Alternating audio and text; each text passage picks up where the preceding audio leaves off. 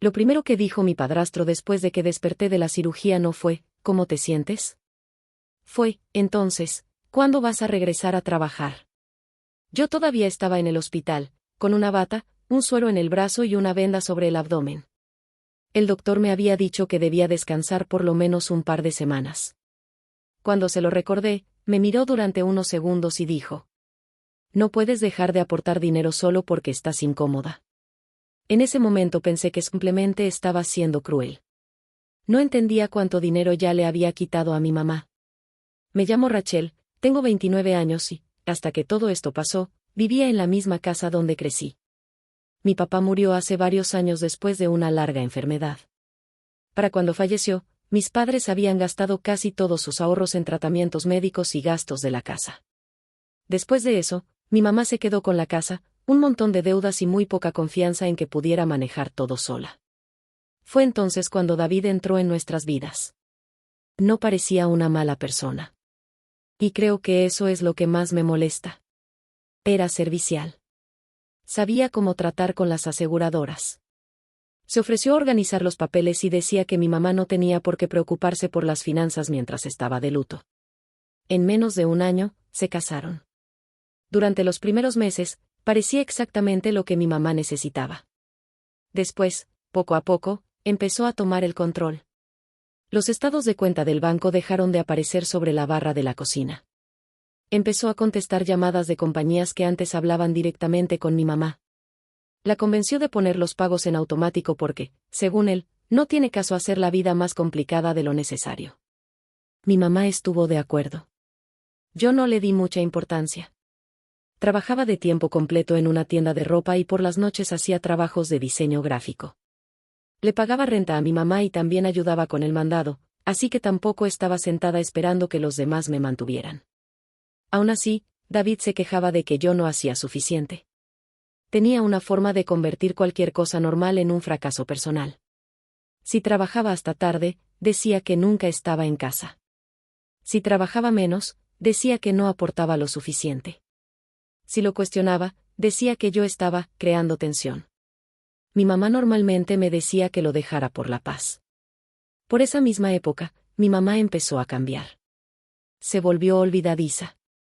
Al principio eran cosas pequeñas. Olvidaba una cita o metía su celular al refrigerador. Después empezó a hacerme la misma pregunta varias veces durante una sola tarde. David siempre tenía una explicación. No está durmiendo bien. Necesita menos estrés. Se le olvidan las cosas porque ya está envejeciendo. Mi mamá apenas tenía poco más de 60 años. Yo sabía que algo no estaba bien, pero no podía demostrarlo. Entonces se me reventó el apéndice. Pasé casi toda una noche tirada en el piso del baño antes de que mi mamá llamara a una ambulancia. La cirugía salió bien, pero desperté adolorida, agotada y completamente dependiente de las enfermeras para poder moverme. El doctor me dijo que no trabajara por lo menos durante 2 semanas. David fue a visitarme a la mañana siguiente. Se quedó parado junto a mi cama, viendo su celular mientras yo le explicaba lo que había dicho el doctor. No respondió. Solo guardó el celular y dijo: ¿Y quién va a pagar todo esto? Pensé que estaba bromeando. No era así. Discutimos en voz baja durante unos 5 minutos. Yo seguía diciéndole que físicamente todavía no podía trabajar. Finalmente, dijo: Ya casi tienes 30. Empieza a comportarte como una adulta. Le recordé que ya pagaba renta y ayudaba a mi mamá. Se inclinó hacia mí. Más te vale empezar a ganarte lo que consumes. Recuerdo haberlo mirado y pensar, ¿de verdad está hablando en serio?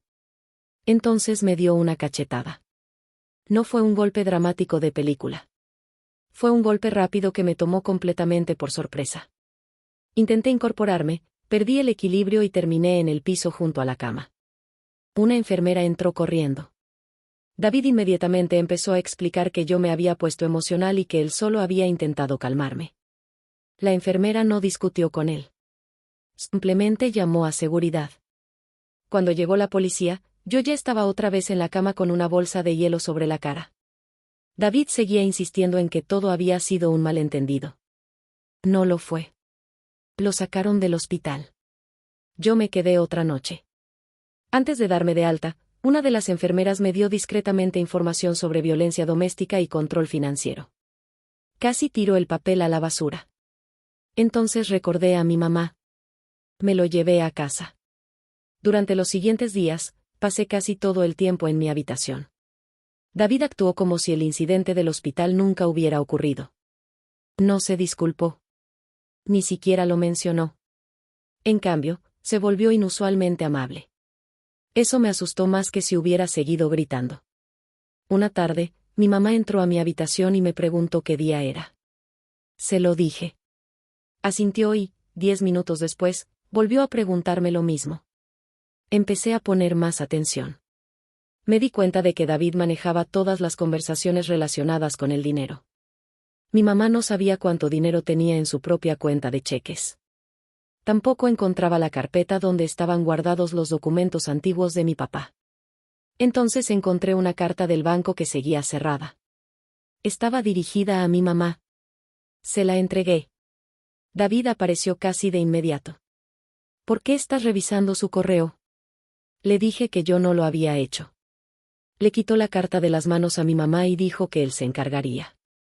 Esa noche le pregunté a mi mamá si sabía qué estaba pasando con sus finanzas. Se veía avergonzada. Yo confío en David, dijo. Pero eso no era realmente una respuesta. Empecé a sacar copias de los documentos a los que mi mamá misma tenía acceso. Estados de cuenta. Recibos. Correspondencia del seguro. Documentos de la propiedad. No confronté a David. Todavía me estaba recuperando y, para ser sincera, tenía miedo de empeorar las cosas. En lugar de eso, llamé al contador que mi mamá había tenido durante muchos años. Ella no había hablado con él en meses porque, aparentemente, David le había dicho que el contador cobraba demasiado. El contador me hizo una sola pregunta.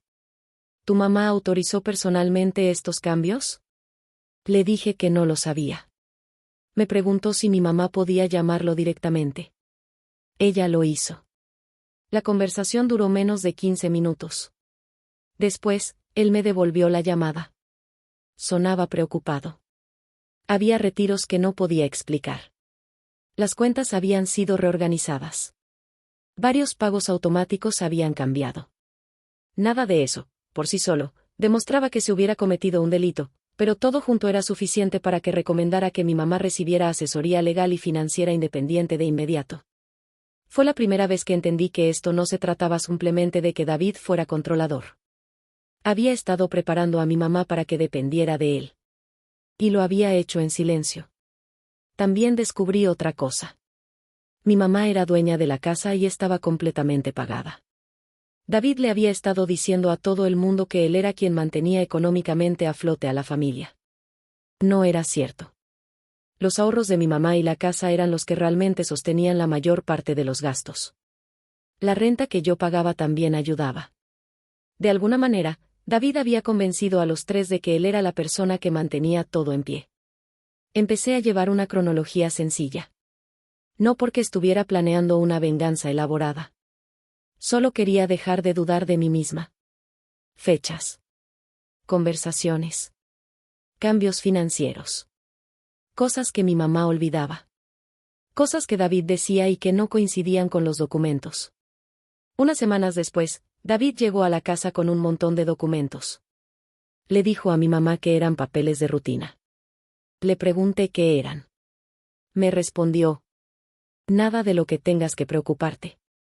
Esa respuesta fue suficiente. Le dije a mi mamá que no debía firmar nada hasta que un abogado propio revisara los documentos. David se enojó. Me acusó de poner a mi mamá en su contra. Mi mamá estaba aterrada. Pero, por primera vez, no estuvo de acuerdo con él. Dijo en voz baja: tal vez Rachel tiene razón. Ese fue el principio del fin. Organizamos para que mi mamá hablara en privado con un abogado. Yo no entré a la reunión. No quería que nadie pudiera acusarme de presionarla. El abogado habló con mi mamá a solas, revisó los documentos y después le explicó lo que significaban con palabras sencillas. Mi mamá regresó varias horas después y se puso a llorar en la mesa de la cocina. No porque hubiera perdido algo. porque finalmente entendía lo que había estado pasando. Esa noche no hubo ninguna confrontación dramática. David no fue arrestado a mitad de la cena.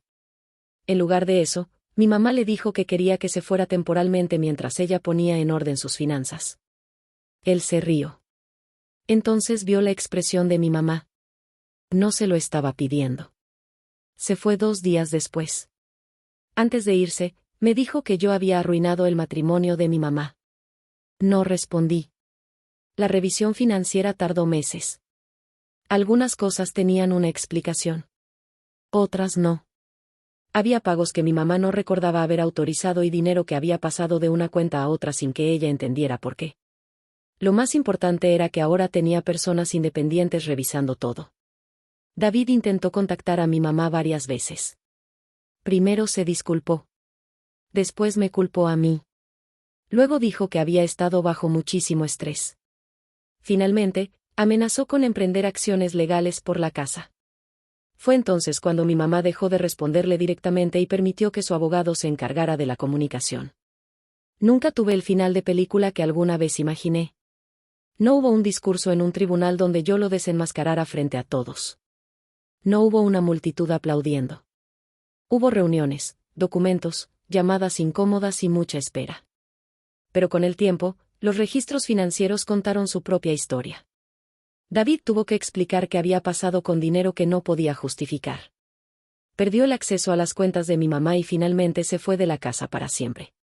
Mi mamá también descubrió que varias decisiones que ella creía que habían tomado juntos se habían hecho sin que realmente entendiera lo que estaba pasando. Esa revelación le dolió más que cualquier otra cosa. Durante un tiempo, se culpó a sí misma. Yo seguía diciéndole lo mismo. Confiar en alguien no significa que tú seas responsable de lo que esa persona hizo. Poco a poco, empezó a recuperar su confianza. Volvió a encargarse de sus propios pagos. Empezó a ir sola a sus citas. Volvió a ver a amigas que había dejado de frecuentar porque David siempre encontraba alguna razón para que no fueran a la casa. Y yo regresé a trabajar. Todavía tengo una pequeña cicatriz de la cirugía. También tengo mucho más claro cómo puede verse el control. Durante mucho tiempo pensé que el abuso tenía que ser ruidoso. David me enseñó lo contrario. A veces parece una persona que se ofrece voluntariamente a manejar tu dinero.